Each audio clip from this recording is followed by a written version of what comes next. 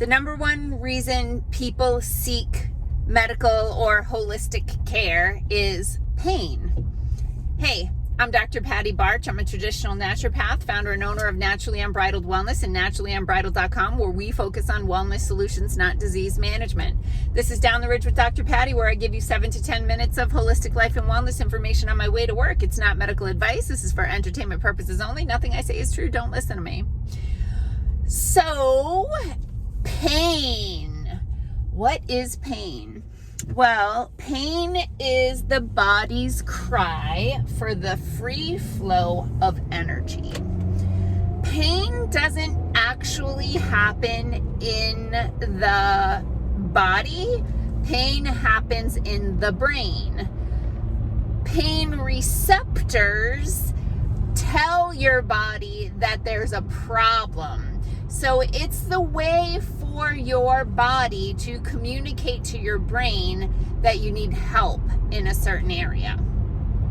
So what are some reasons for pain? So, obviously inflammation. So the root word of inflammation is flame. Flame is heat. Anytime there's inflammation, there's typically pain, swelling, redness, soreness. Those are kind of the hallmarks of inflammation. And there's basically two types of inflammation. There's acute inflammation, which is part of the healing process. So you sprain your ankle, it swells up like crazy, and the inflammatory process in that local area is how your body is sending in the troops to assess the situation and to start taking out the broken cells, the damaged cells, like let's get these out of here, and then like rebuilding, restoring, getting that tissue back into balance. And depending on the tissue that is injured and the circulation to that tissue, the speed at which those cells reproduce, like all of those things impact the duration of healing time. So acute inflammation is very important. However, it can be managed a little bit. You don't want to manage it with things like Advil and Tylenol. That can have negative impact on your gut, negative impact on your elimination organs, like reducing glutathione, which is a massive antioxidant, which helps to keep inflammation from getting out of control. So that's not a good way to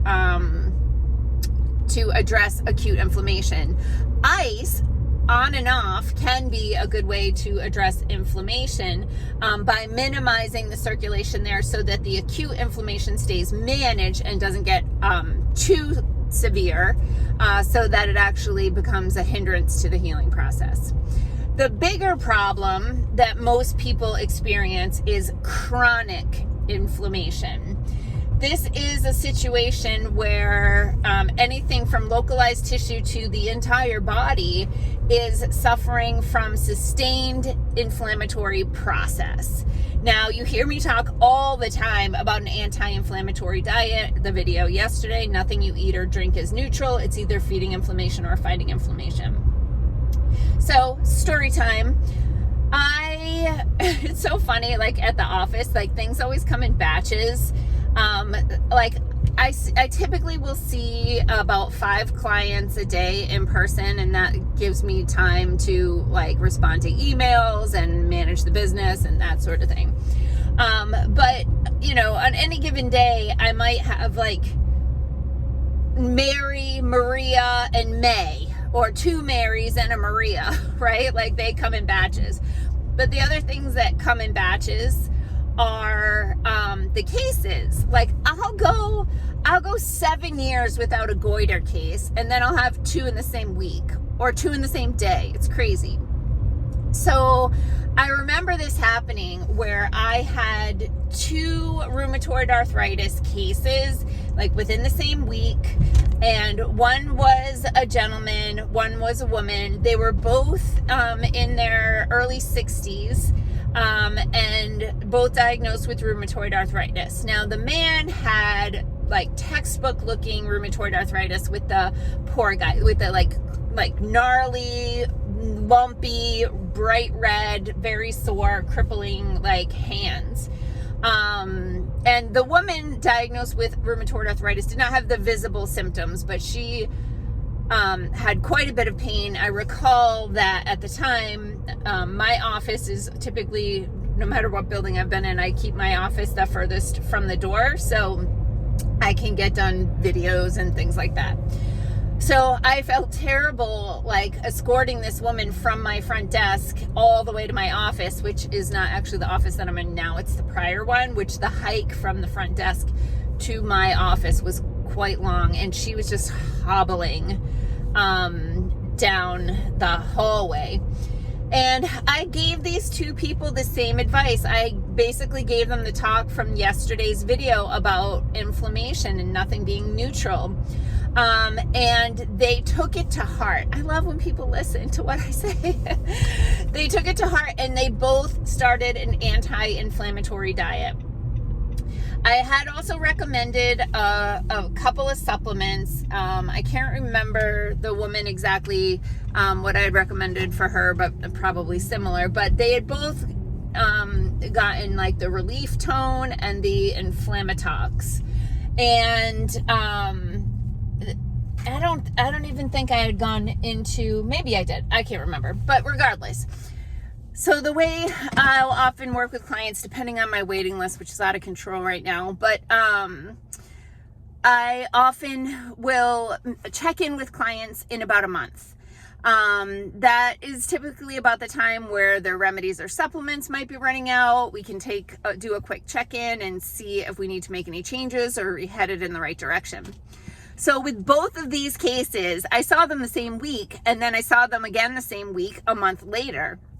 And they both took to heart my recommendations about an anti-inflammatory diet. The man, when he came in, I could visibly see a reduction in inflammation in his hands. His hands had been bright red and, obviously very painful when he had been in a month before. And the biggest thing he did was change to an anti-inflammatory diet. The woman that I had escorted painfully all the way down the hallway to my office, this time she was ahead of me and I could barely keep up. And I was like, oh my gosh, look at you. And she said, yeah, and I'm having a bad day. Like, this wasn't her best day since she had made those changes. So I had I can't remember now. I think I was at a speaking event. I can't remember for sure if it was a speaking event or if it was a consultation, but recently I had a woman push back on me saying something along the lines of, yeah, besides eating an anti-inflammatory diet, like what else can we do to reduce inflammation? I'm like, that. So it was the type of question where she was like, I don't really want to do that. I want to have a permission slip to keep eating what I'm eating and not have inflammation. Like, we can certainly throw some antioxidants into your program, like some turmeric and resveratrol and fish oil and, all of those things. But fundamentally, why would you throw gasoline on the fire with one hand and water on the fire with the other hand? Like, doesn't it make more sense to just keep throwing water on the fire and take the gas away? So while we do have lots of things to help with pain and inflammation, we certainly have things that can help with pain that comes from scar tissue and infections. And, we've had really good results with things like botched surgeries, between our pulsed electromagnetic field therapy, the cold laser, and the firefly therapy. We're seeing a lot of old chronic injuries improve dramatically.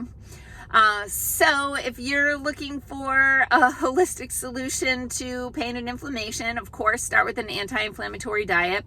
If you reach out to us at naturallyunbridled.com/contact, and ask for our anti-inflammatory diet handout, we can send you that.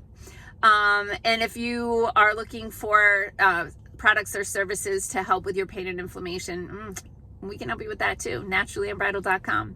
Peace out, peeps. Have a healthy day.